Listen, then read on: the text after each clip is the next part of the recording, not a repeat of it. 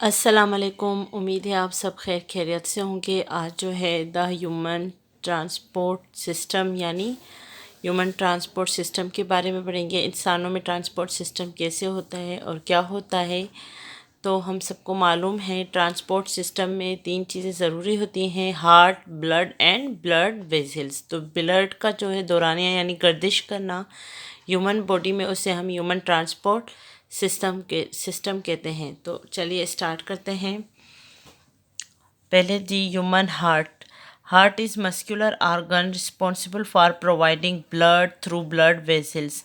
Heart क्या है? Muscular organ है जो कि ज़िम्मेदार होता है क्या प्रोवाइड करने के लिए? ब्लड प्रोवाइड करने के लिए। और कहाँ प्रोवाइड करता है हार्ट ब्लड को जिस्म तक भी पहुंचाता है और बाकी हिस्सों तक भी पहुंचाता है, जिसे हम कहते हैं ब्लड वेसल्स के ज़रिए वो पहुंचाता है।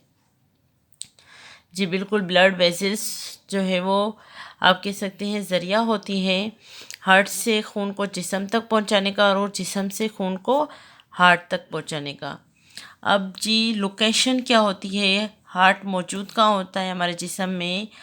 सिचुएटेड बिटवीन लंग्स यानी फेफड़ों के दरमियान में मौजूद होता है। In the middle of the chest के दरमियान में, middle of the chest cavity, under breast bone.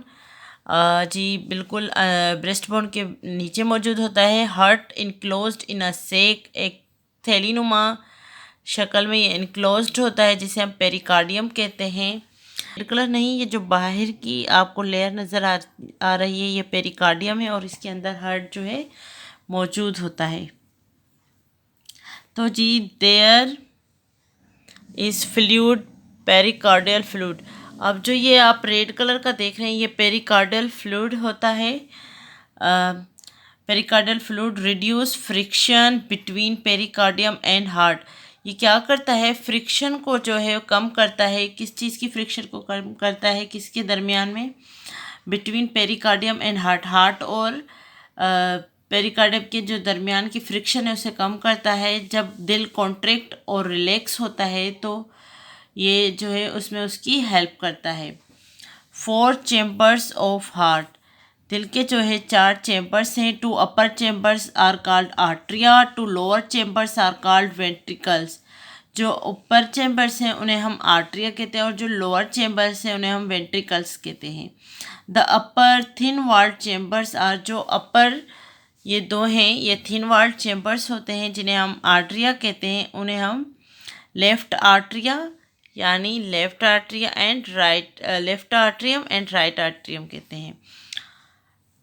तो the lower thick walled chambers are, जो लोअर यानी जो नीचे थिक वॉल्ड चैम्बर्स मौजूद होते हैं उन्हें हम लेफ्ट एंड राइट वेंट्रिकल्स कहते हैं। Left ventricle and right ventricle हैं।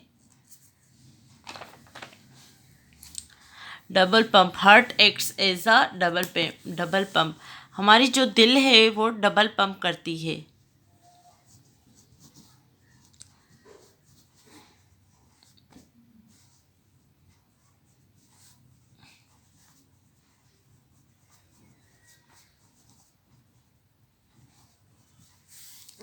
It receives deoxygenated blood from body and pumps it to lungs.